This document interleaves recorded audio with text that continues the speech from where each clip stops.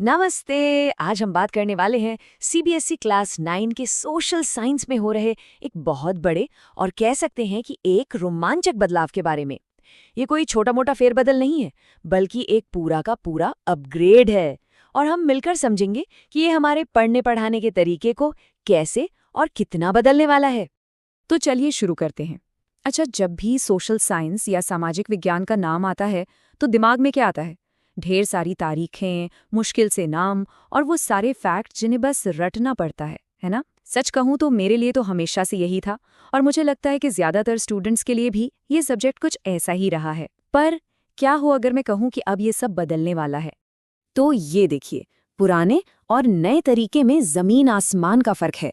हम अब रट्टा लगाने वाले सिस्टम से हटकर रियल वर्ल्ड थिंकिंग, मतलब असल दुनिया के बारे में सोचने की तरफ बढ़ रहे हैं। अब बहुत सारे फैक्ट्स का बोझ नहीं होगा, बल्कि जो मेन कॉन्सेप्ट्स हैं उन पर फोकस होगा। और सबसे अच्छी बात, हिस्ट्री, ज्योग्राफी जैसे सब्जेक्ट्स को अब अलग अलग नहीं, बल्कि एक दूसरे से जोड़कर पढ़ा जाएगा। तो आज की हमारी पूरी बातचीत का रोड मैप कुछ ऐसा रहेगा। सबसे पहले अपग्रेड का समय, मतलब ये बदलाव क्यों जरूरी है। फिर देखेंगे नए सिलेबस का ब्लूप्रिंट। इसके बाद जो नए टॉपिक्स आए हैं उन पर एक नजर डालेंगे। फिर समझेंगे कि स्किल्स कैसे हमारी सुपर पावर बन सकती हैं। और आखिर में एक क्विक स्टार्ट गाइड कि तैयारी कैसे शुरू करें। तो सबसे पहला और सबसे बड़ा सवाल, आखिर इस बड़े बदलाव की जरूरत पड़ी ही क्यों? देखिए, ये सिर्फ कुछ चैप्टर्स बदलने की बात नहीं है। असल में ये नेशनल एजुकेशन पॉलिसी 2020 के साथ कदम मिलाने की एक कोशिश है।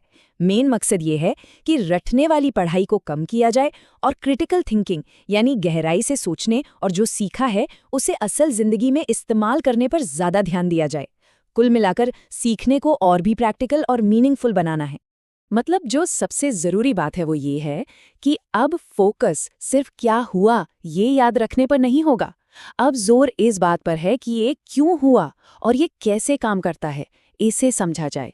सीधी सी बात है, अब हमें सिर्फ जानकारी रटने वाला नहीं बनना, बल्कि एक ऐसा थिंकर बनना है जो सवाल पूछता है और जवाब ढूंढता है।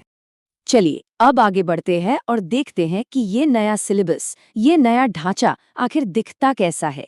सीबीएसई ने इसे काफी सोच समझकर बनाया है ताकि पढ़ाई बोझ ना लगे। ये नंबर देखिए, ये अपने आप में पूरी कहानी बता रहा है।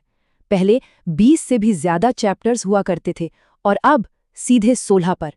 इसका सीधा सा मतलब है कि अब फैक्ट्स का बोझ कम होगा और हर टॉपिक को गहराई से समझने पर ज्यादा जोर दिया जाएगा। कह सकते हैं, कम पढ़ना है लेकिन बेहतर समझना है। और ये जो टाइम का डिवीजन है, ये भी काफी